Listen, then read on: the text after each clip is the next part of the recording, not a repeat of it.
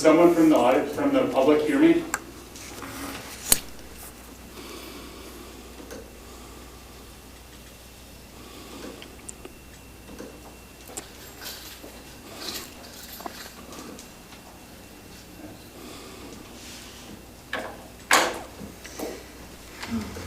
Check 1, 2.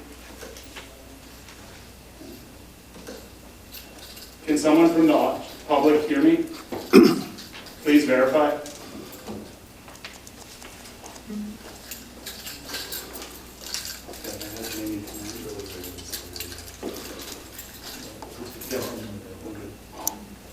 One more time, can I be verified from the public? We can hear you.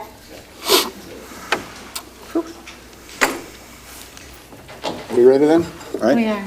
I'd like to call the meeting to order. If we could stand for the pledge to the flag.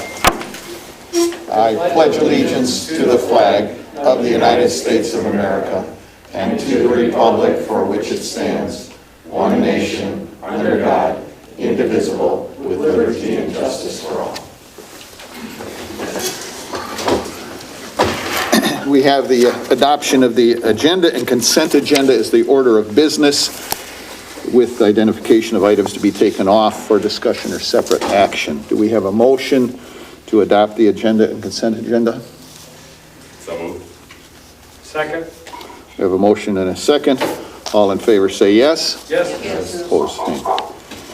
Then we do have the consent agenda, which is the minutes of the July 21st, 2020 Board of Education minutes, and then the special Board of Education meeting on August 6th, 2020. The financial report for the period of July 1st, 2020 through July 31st, and then bills for that same period in the amount of $2,279,128.94. Do we have a motion to approve that consent agenda? So moved. Second. And all in favor say yes, Yes. and opposed say no. I would like to welcome to our meeting a Boy Scout, Peyton Castor, and his father, who's also a Scoutmaster, Ron Castor, as they are going to be sitting in and observing our meeting this evening. So I think that helps fulfill some citizenship requirements, so we welcome you tonight. The next item is the board and district leadership team strategic planning. Dr. Dasso, do we have a legislative update? Actually, I was not unable to attend the legislative update yesterday, but due to the new teacher in service, but I did talk with our superintendents, and there really wasn't a lot of new information that was brought forward, and so at this point, there really isn't much new as far as the legislative update goes. Okay, very good. The academic pillar of excellence, we have to consider the approval of the revisions to the 2021 elementary school handbook, and we have Nick O'Malley here. Good evening. The revisions to the elementary school handbooks are the typical annual revisions, mostly with contact information and whatnot. But there is one change that Carrie or Dan would speak to about the changes in the handbook this year. Sure. The change in the elementary handbook, along with the others, is just the change of the Title IX coordinator, which is Andy Novak in place of Dan Mella. So that's it. Thank you. Very good. Do we have a motion and a second to approve the revision? So moved. All in favor say yes. Yes. And opposed say no. Educational update, planning for the 2021 school year. Dan Mella. Yes, well, we've been continuing and planning and working on the reopening of the school district for the upcoming school year, and I thought I would just give you a quick overview of where we stand in terms of a few of the items. As you remember, we are offering an online option at all levels, and we're offering some blended learning options as well. So I thought I'd first kind of give you an update on where we stand. We put out a questionnaire to families that closes for us on Thursday of the upcoming week about what are the percentages of people that are selecting the online. So in the elementaries, currently, it's not closed and not finished yet. Currently, we're at 9% of the families of the students would be in the online setting. In the middle school, we're looking at 10%, and at the high school, we're looking at 7%. That's where we currently stand. Again, there could be some changes to that in the coming days. Some other things that are happening and that we're working on and finishing up, the virtual schoolhouse that we had talked about in the elementary in 4K through 4, the team has been established. And so we've got 3 teachers who are going to be assigned to that team. And we'll talk about it a little bit later about the who is doing that, and that we were planning to hire an additional e-learning teacher. However, we've had 3 people who are very interested in taking this opportunity and running with it and making it the best e-learning experience we possibly can make it for the 4K through 4, and really developing it into something great. And so they all happen to be teachers with us currently. So what that did is it's going to, instead of an e-learning teacher, we're going to need to hire one spot for one of the teachers that's going to be out of the classroom. So those were some exciting meetings, and thank you. Dina Bedrecki has been working with that team constantly. We're answering questions and filling up idea boxes, and so that's going very well. In the elementary, the intro videos are coming out and continuing to come out, and the things that they're talking about now are the cohorts and spacing and travel and the staggered entry times and exit times for the students. And so that information will continue to come out at the elementaries, and they're doing a nice job of that as well. So in the middle school, the cohorts are designed, which means the groups of students that will be moving throughout the day just with each other are set up, and so teachers are assigned to one group or another. And those travel routes are established, and so they are going to be having some intro open houses at the middle school, just because the elementaries are smaller buildings, and they're going to be able to stagger some of those times when they're coming in and do some virtual introductions to things. They are going to have some in-person open houses at the middle school, and they'll do them with small groups. So group cohort-based student and their parent could come in, walk through, see where their pathway is, kind of get a picture of where the school, where they have to travel within the school. But it's going to be very organized to keep to the minimum the amount of people that are in a space at a time.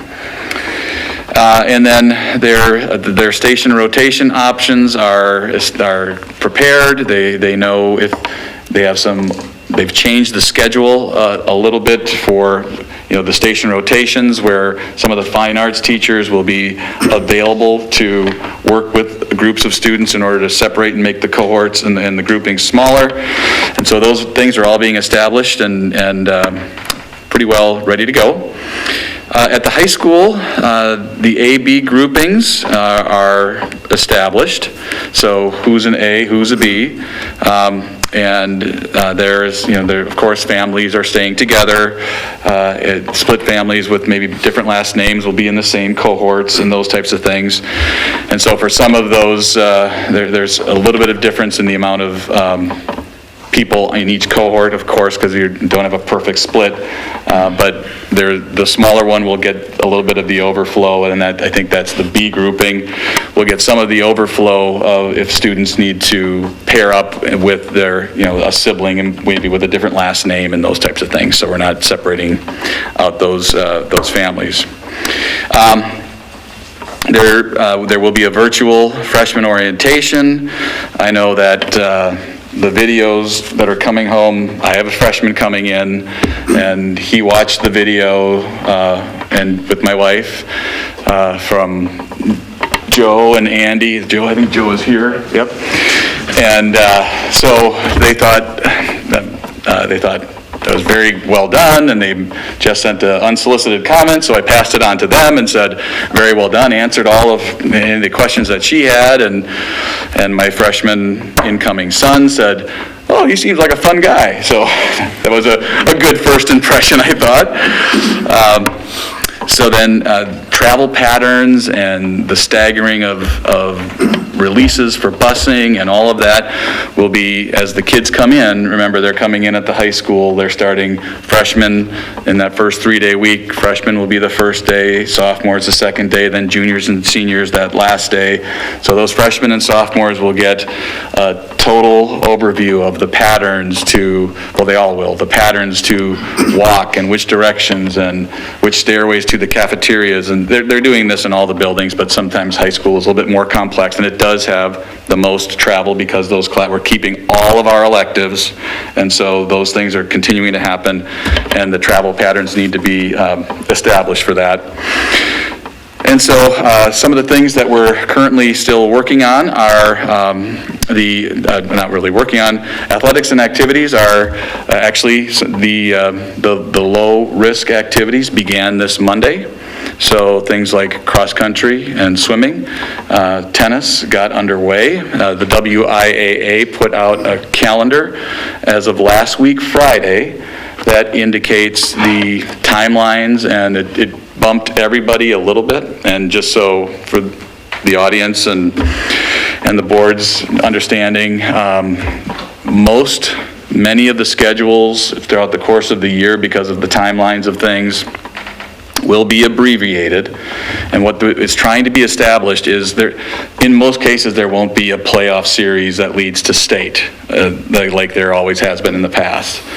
There will be conference play, basically, in most sports in order to allow students to have, our pillar of extracurriculars. We want kids to be involved. We want kids to have the opportunity to be active in many different things because we know how that impacts learning. Well, they'll still have the opportunity to be involved in activities with the WIA calendar, those sporting activities. However, there will be some abbreviation, and what they're used to traditionally in most cases will not be happening with state playoffs and the like. So conferences are being encouraged to make decisions about the timing of their seasons. There is an option to move some sports to a spring time schedule, particularly volleyball, football, soccer from this season.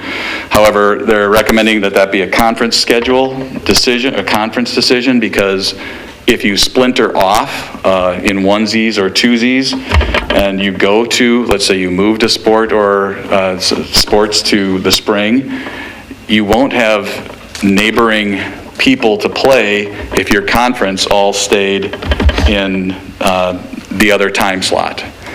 So there isn't any kind of guarantee that if you move one way or the other, if you stayed and the whole conference went to spring, you would have to find games to play, and nobody else is playing out of conference games. So it's kind of in the sports world, there's some decision-making going on among superintendents and just kind of solidifying some of those thought processes about sports. So DHS is, from what we understand, coming out with some more information about sports upcoming. And so our low-risk sports have started.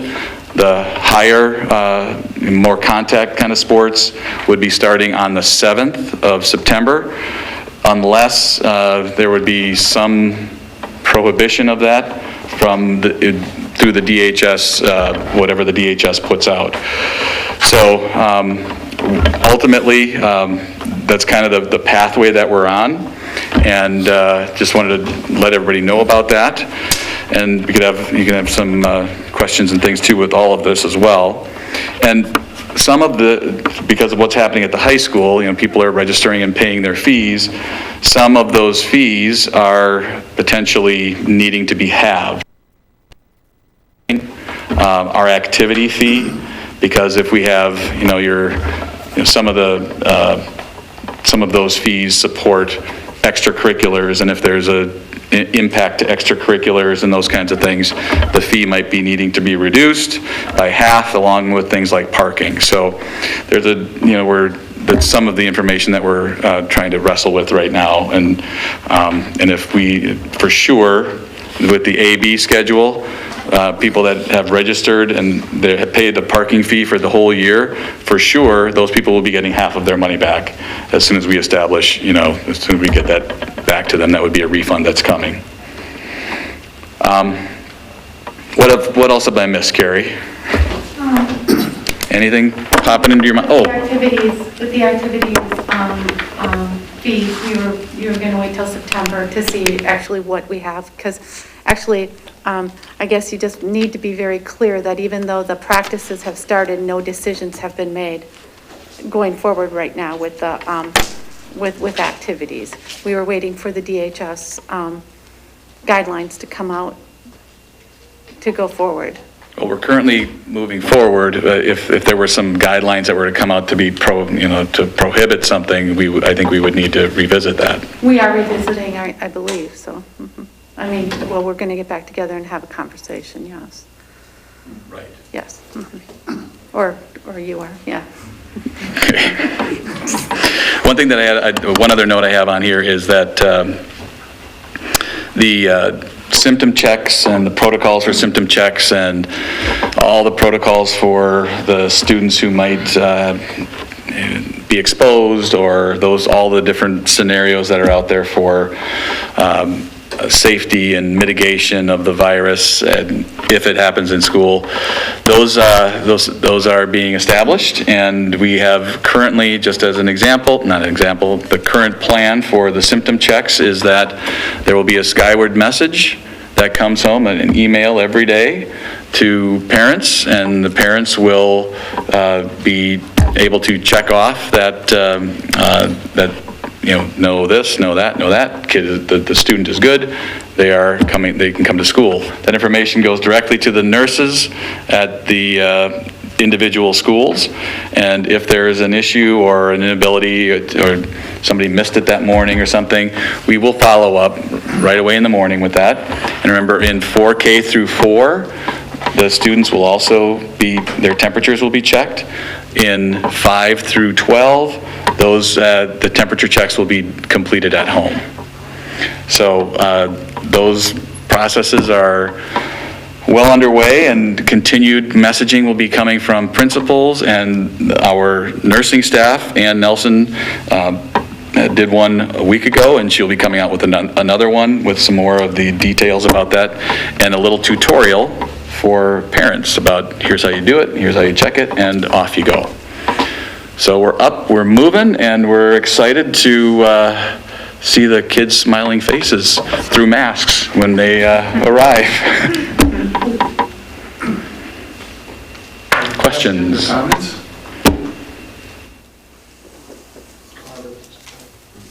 Billy, you said that the conference was going to get together and decide on sports for the WIAA, so our conference would meet and decide kind of how they feel as a conference? Yeah. Well, right now, the conference is meeting, that's Carrie's referenced that. Conference met already, so the low-risk sports have begun. We're following the schedule.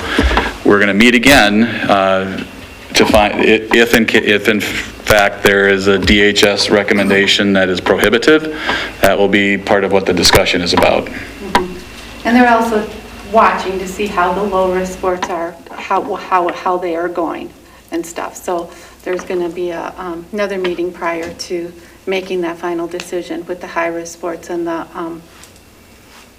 wherever we're at that time. And things change all the time right now. There's a deadline of September 1st for that decision to be made by the WIAA to pick if you're going to do something different, like move a conference to spring or something like that, or a sport or two to spring. So we'll have a meeting prior to that as a conference. And for these sports then, is there recommendations on social distancing, masking, certain things? I mean, some sports. All of our, great point, all of our activities will be following all of the recommendations. So social distancing, cleaning afterwards, use of equipment, all of those will be in place for the different sports as they see fit. So I can't get into a bunch of examples, but how a group of cross-country runners is running this year is different than it's ever happened before. They're going to have their small little group, and they're going to go together, and they're going to stick together, and then when we get to the meets, you won't see giant invitationals anymore. You're going to see smaller group, you're going to see like quads and maybe as a max. And so then they're running in, they're going to go out in flights. And so lots of different things. They'll go out and run out as teams, and it'll be chip timed. So every single sport is going to be the same, and every single one of our activities, if we're doing the fall play and all the rest of it, those things, all of those things will be using the best recommendations, yes. Thanks.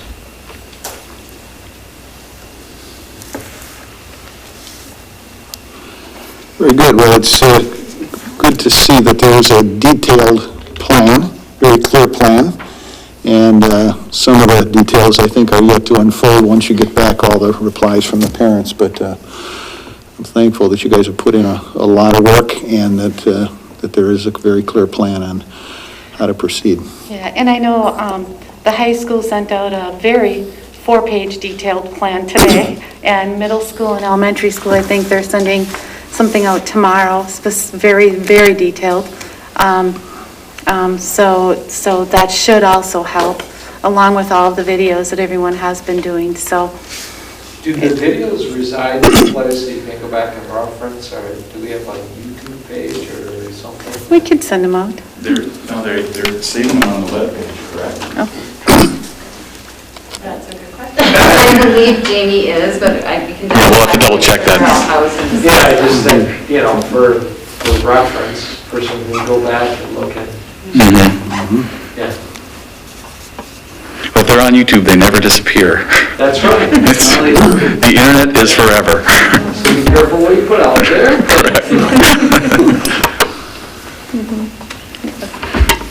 Are they going to do a video on this, the 4-page document that Carrie was talking about? I think that there have been segments of that have been going out. I'm looking up at Joe, but I know that most of that stuff has gone out in little segments, and then basically the 4-page document is just pulling it all together for you. Okay. Yeah. I could see there could be some questions on how this is done. So. And we've been receiving phone calls and emails and trying to answer those best we can. And then when we get those, that leads us to what we can talk about in our next video, because we don't want any confusion. And if one's confused, maybe more are confused. Typically. Good. So if people in the community have questions, just direct that to the respective principal. Yep. It's the best spot. And the school nurses. Yeah. And the school nurses. Anything further on this subject? All right, let's move on to finance, buildings, and grounds. We need to consider the approval of an extended emergency paid sick leave.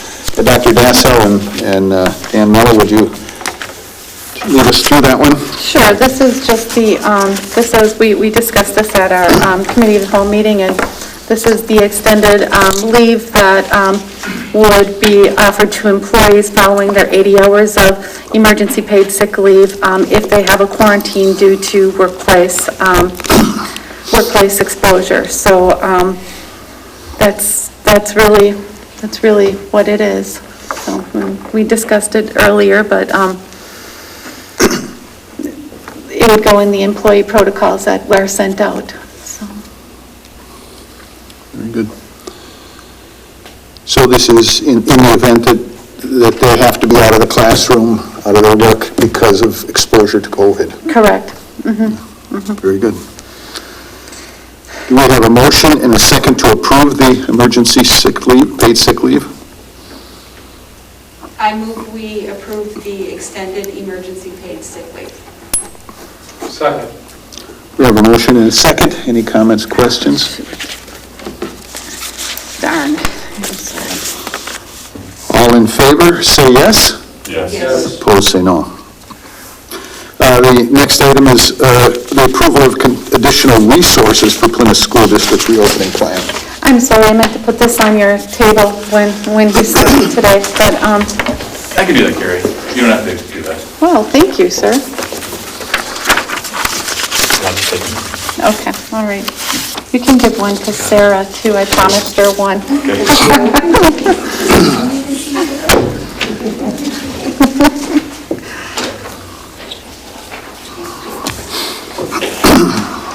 These are actually the, I'll wait till everybody gets one. I'll leave it this question.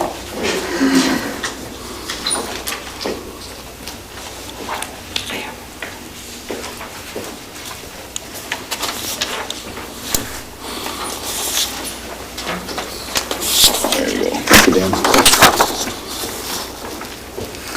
All right, these are the resources that we discussed at the committee of the whole meeting. We discussed them in our back-to-school plan, and I'll invite Dan or Amy to be able to give any input in this too. But the one full-time virtual teacher, we talked about that, but actually the position that we're adding would be the virtual teacher position. But one of our second grade teachers from Horizon actually moved into that virtual position. And so the open position is second grade, but the virtual position is the new one. Actually, I want to just say, I didn't want to interrupt Dan when he was talking about the elementary virtual classroom, but we have 3 very strong veteran teachers who are just championing that, and I am so excited about it. So I think it's going to be pretty amazing. Their commitment to it is amazing, and they want to make it the best that they can. We talked about the halftime nurse, and I do want to show you that in the virtual teacher, I put approximate because, of course, whenever we hire a teacher, it depends upon experience and everything else that they're bringing when they come in. The halftime nurse is something that we need to be able to help with monitoring the contact tracing and everything else that comes with the COVID. The 5 teaching assistants would be the symptom checkers and also to man some of the times the cozy room where we would be working with anyone who has symptoms. The long-term substitutes are trimester or semester. We are recommending, as we talked at the committee of the whole, $150 per day, just kind of a premium to try to get somebody to commit to us. Again, substitutes are going to be very difficult to find because all districts are going to be looking for them, and I think we're going to be needing them a lot. But if we could secure, at least by a quarter or trimester basis, some permanent ones, that would be very helpful. We do have the 2 custodial positions that we talked about at the committee of the whole meeting, and then the custodial kitchen help. That went down significantly because when we actually went into that, what that meant, when we talked to Tony and Richard, what it really meant was taking one of our present employees who does all of the mail delivery throughout the district and just increasing that employee to full-time. So the amount of money that we had originally put in there was a lot more than what you see here. So it comes out to that amount, and then I know, Amy, you want to talk a little bit about, about the budget just shortly, about the projected positive amount that we have, and so. Yep, absolutely. We talked a little bit about all of this at the committee of the whole meeting, but just to reiterate, that we're projecting, in addition to our fund balance of approximately $390,000 this from the 1920 school year. The first presentation I did of our budget for 2021 showed a deficit of $242,000. But our current budget for 2021 is showing us being under budget of approximately $259,000. Factors that would affect why and how that changed were summer school. Unfortunately, we could not host our program, and hiring new staff for staff that have left. A lot of times there's a cost difference between people leaving and new hires. So all of that put together resulted in this positive budget balance of next year of $259,000. So when we add in these additional resources, right now, we would be looking at a deficit of approximately $130,000 next school year. Which is very good. Which is very good. Yeah, we typically go in this stuff. So, I'm sorry, the deficit is based on projections for in the current budget, so it's a deficit in the current budget, but we are operating this year with the surplus from the prior budget, is that correct? Right. Your 150 is not, that's not from the culmination of the two. No. Okay. Technically, had we not proposed the additional resources, we would go into 2021 with a positive budget balance of about $260,000. Okay. So that would have been under budgeted. Right. Right. Thank you. Where when I gave the presentation earlier, Yep. we had a deficit of 242. So we brought it to zero and then added more from the factors. So it's allowing us to add these additional resources and still operate under a deficit that is Not sure I manageable. understand the math on the 5 long-term substitutes. That's $150 per day. So that's not very many days if it's 5 people, right? When we proposed this figure, it's 150 a day times 58 days, which is approximately a trimester. 5 long-term subs at that would come to 43.5.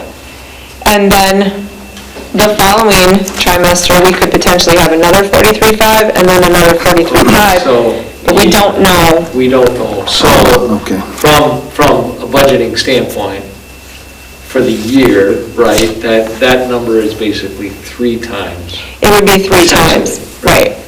And we presented it this way because we just don't know what the year is going to be. Exactly. You know, if we're all virtual or whatever, there's going to be other areas that we don't spend as much, so it might not have the same effect. Sure, completely. Yeah, I understand. I just trying to reconcile the numbers. It would be times 3.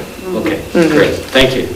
If need be. And the reason why we didn't want to try to solidify a year person is because if for some reason we had to all go virtual, then we have somebody in contract that we don't need. So that's why we were going semester or trimester. It would be easy to utilize somebody that way. And the $150 a day, we believe will be attractive enough that we'll be able to get these Yes. short-term, longer-term substitute contracts. We hope so. We currently pay 105. Okay. So it's a So it is- $45 per day increase. It is a significant increase. But Okay. long-term subs, Amy's, are not at 105. Long-term. I'm sorry, you're right. They would be at 115. Yep. Oh, okay. But still better. Yeah. And Nick's shaking his head yes. Just want to make sure we have what we need, so, okay. Great. So we would need an approval if we can get started with getting these people in place. I move we approve the additional resources for personnel as outlined in this document. Second. We have a motion and a second. Any comments or questions? All in favor, say yes. Yes. And opposed, say no. Did we have anybody sign in for public participation here? No? Okay. Anyone virtually? Is there anybody online that would like to address the board? Okay. Very good. Board liaison reports. Sally, what's happening in community education? I don't have any new updates, but just to let the community know, we do have our fitness center that is open. You can contact them and register for that, and also the daycares are open if you have need for that. That's all. Okay. Bob, what's happening in the foundation? Foundation, I'd encourage you to go to the Facebook webpage for the foundation. Jen Kiefer has put her sensory path up in Fairview, and there are pictures of that. It is pretty cool. It's one of the large grants that we gave out as a foundation this year, and it's nice to see it's already in place, and it'll be great to see pictures of the kids working that pathway once school gets going. So great job, and it's just a great item to take a look at how the foundation contributes to the staff in creating a more enriching and more exciting educational space for students. So please check that out. And as a reminder to administrators, please encourage your staff. The mini grants are still in effect, and the foundation, boy, we want to do whatever we can to help make school this fall just as vibrant and as exciting as it can be. And so encourage your staff to think big, and those mini grants are really easy to get. So please overload us with mini grants. Take a look at it. Very good. Dan Steiner at Family Resource Center. Sure. We, in our Parents as Teachers program, there's a couple of updates. Just want to discuss a little bit about enrollment is back up to about 73 families. They're starting to increase home visits, and as we're still doing a lot of virtual and phone visits, about 42 families on that waiting list, which we're reaching out to and gathering their information and adding them to the current enrollment. Renee with parent educators have produced 2 family activity videos and marketed them on our Facebook page, and so they're working on some ideas, what people are interested in, virtual classes and other parent/child focused videos. The Literacy Council, quick update on them. I just want to say thank you to Family Connections. They have agreed to allow us to use a conference room at no cost to us for one-on-one tutor sessions, so we'll be able to continue some of that program during this COVID time. That's about it. Thank you. Thank you, Dan. Personnel, Dr. Dassel. Sure. First of all, we have Georgia Tucker, who is considering resignation, or who is asking for her, the board will first consider the resignation for Georgia Tucker, effective at the end of the 2019-2020 school year. Georgia is moving with her husband, and so she is going to be leaving us, and she's been with our district for 3 years. And then the second request is from Kay Tharp for a 25% reduction in her contract for the 2020-2021 school year. And that reduction actually relates back up to Georgia. Kay has spent some of her time here as an instructional coach, along with her position as a math teacher, and is looking for something more of a coach type position, and she's very excited about helping in the library media room with the online school that we already have up there that we've had for a while, which Georgia always did our online virtual school for students, and then also being a coach and helping with the online teachers, with their online instruction. So she's going to actually move into Georgia Tucker's spot, and she has asked for a 25% reduction in her contract to be able to do that. And we think that it's a really good fit for Kay, and Andy and Joe recommend that we approve both of those. So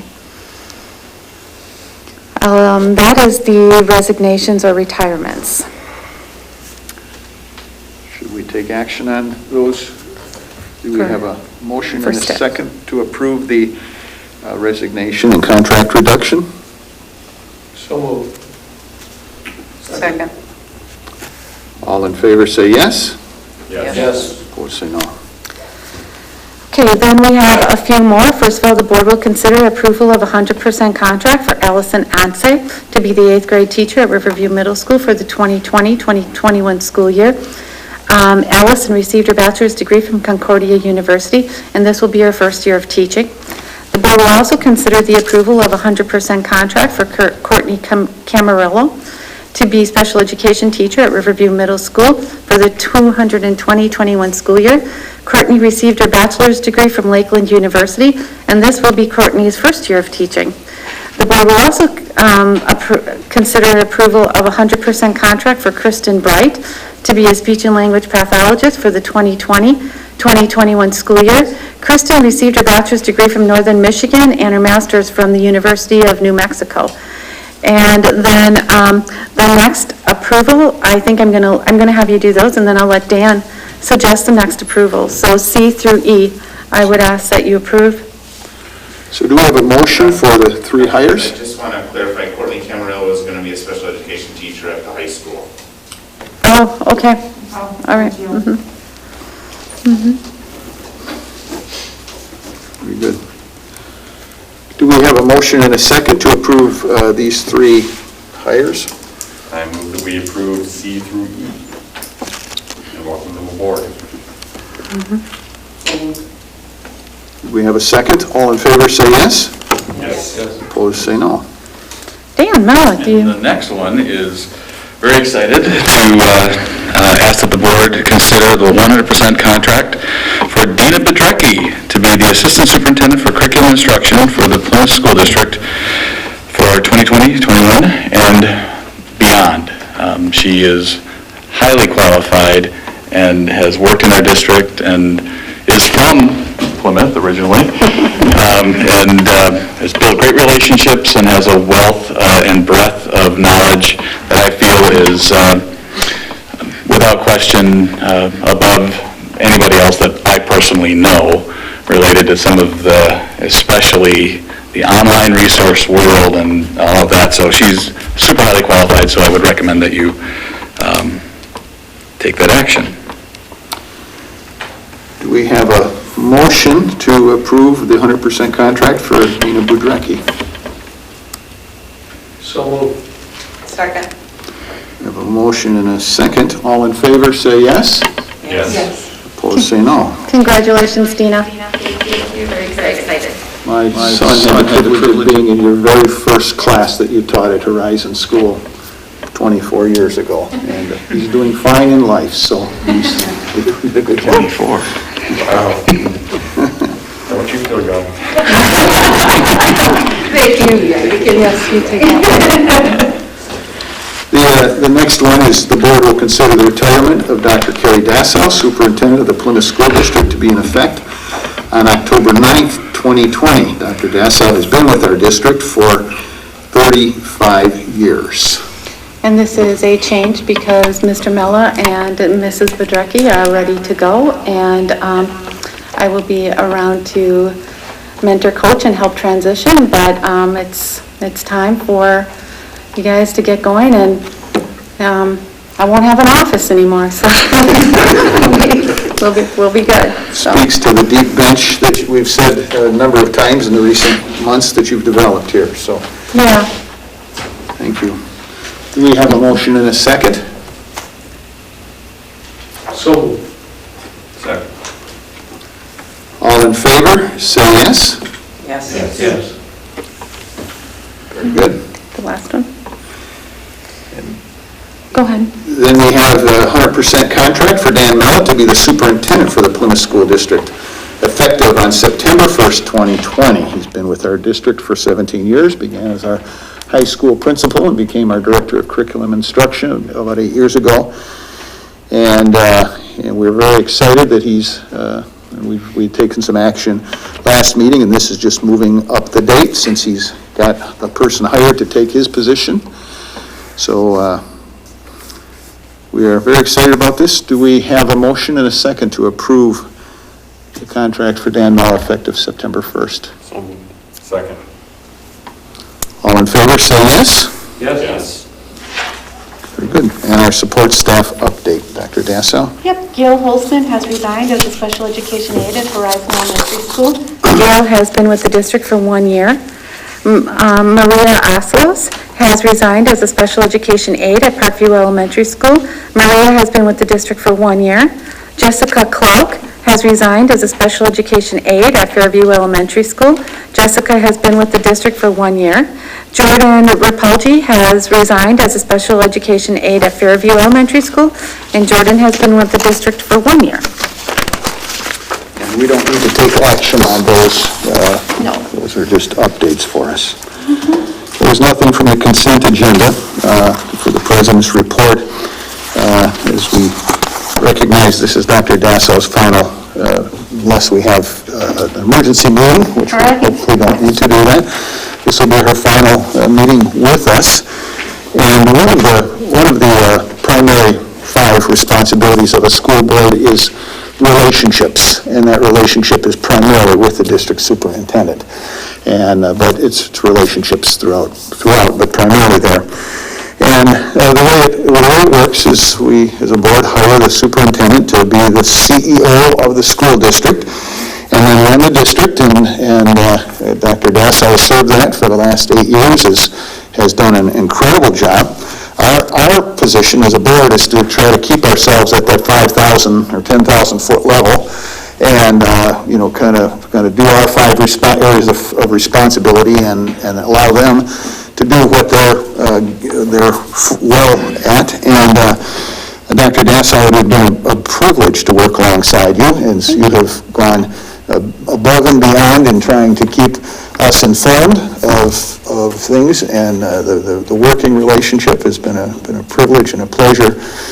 You have done an excellent job. We're very sorry to see you go, but we're excited for what your future holds for you, and for what you leave us behind here to move forward with. So in terms of the relationship that we've been able to have with you, it has been a real blessing, a real incredible thing. You've done a great job for our school district, and we look forward to what we have in the future in the new relationship here. So we'll work hard to do our part while the new CEO and the rest of the school system works hard to do their part. So thank you so much, Dr. Dassau. Thank you. Thank you. Thank you. And I'll talk about it being my last meeting, but I have some other things everybody needs to know first. First of all, for staff and student accomplishments, I just want to do a shout out here to our tech team, our Tracy Miller, who coordinated our new teacher in service in the middle of everything else that we're going through, and she's doing an excellent job. Ann Gamulke, who's worked with the special education teachers today and throughout the last couple days with our new teachers.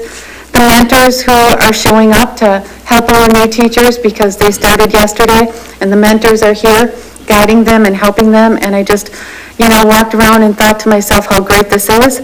And the principals, all of the principals who have just, the videos, the information. And I know, the thing about it is that, some people want videos, some people want written, and I know you're in positions where you just never feel like you're able to give everybody what they want. And I want to let you know that I've watched you work diligently at doing everything that you possibly can. And so I just want to thank everyone for all of the work that they've done. Upcoming events, we actually had our new teacher start yesterday, August 17th, and our staff comes back August 19th. Our teachers, our freshman orientation is August 19th, and again, Dan talked about that. It's a virtual one that Joe and Andy have sent out to parents. And August 24th, our new teachers come, and September 1st, Dan will be the new superintendent, and the new and our students will come back to school. And that is always one of the most exciting days of the year for me, honestly. As an elementary principal, standing out in that hallway and watching those kids run through that door, I know they won't be running this time.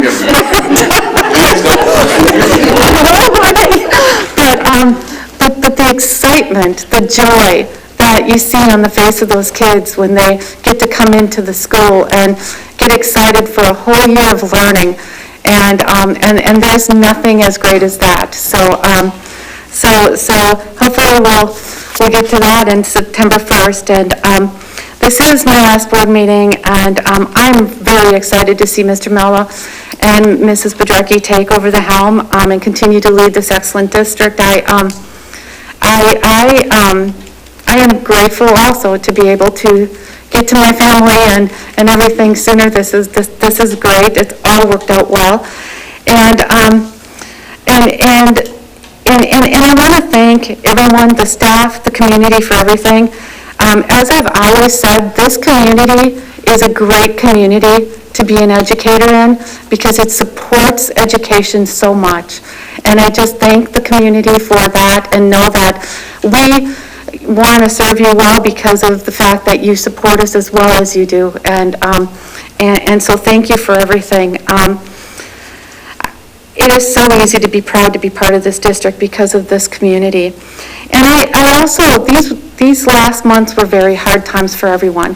But I want to tell you that even before I walked into this meeting tonight, I got another email from another church in town, from a pastor, and those are the types of things that have happened over the last couple months, saying, we're thinking of you.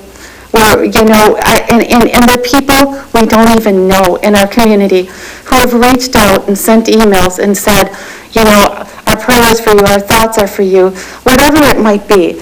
And I just want to say that those are the things that keep you going. And I want to thank everyone who has done that. It's been people I don't know even that have reached out, veteran teachers who are retired from years ago who have reached out. And I just want to say, as you move forward, I won't be here. I will be here to help and with the transition. But please, my wish is that we all just be as kind to each other as we possibly can. So thank you for the privilege of serving. And I know you are going to be amazing. So. Thank you. There's two more items here for us to consider. Yes, we do have to schedule the committee of the whole. It's on Labor Day, and I don't think you're going to want to come in for a meeting. So we would have to reschedule that, and I would recommend you reschedule it for the Tuesday if everyone's available. Instead of the 7th, I think it would be the 8th. And who can make that? Yeah, that's good for me. Okay. And then just a reminder that the 7 o'clock Board of Education meetings in September, or the Board of Education meetings starting in September will move to 7 o'clock. And I know Richard wants you to consider possibly moving that. During the summer months, we move the starting time to 5:30, and we do that out of consideration of the staff so that they can get on with their evening while there's light and better weather. And we go back to a different time, September through May. And I was wondering if two changes that we should consider is one, doing both of our meetings at 6 p.m. 6 p.m. is the normal time for the committee of the whole. Doing both our meetings at 6 p.m. so there isn't a time differential between the two of them. A second change is if I've long, just for personal reasons, wanted to move our meetings off of Monday night, but that's a selfish type of thing. But if we did move our meetings, our committee of the whole meetings to a Tuesday night, we would avoid a few times a year the school, we end up with the second Tuesday and the third Wednesday, second Monday and the third Tuesday hang back to back, and then we have to juke our schedule a little bit. It probably happens 1 to 3 times a year, depending on the calendar. If we were to do them all on Tuesdays, we could avoid that change, or having to make that change. So I'm just going to throw that out to you as a suggestion, and we can bring that back, give you time to think about it over the next month, and we can bring that back at the committee of the whole meeting in September and decide if either of those changes are something that we'd like to adopt. So please think about that. Both meetings being at 6 p.m. and then changing the Monday night to a Tuesday night meeting.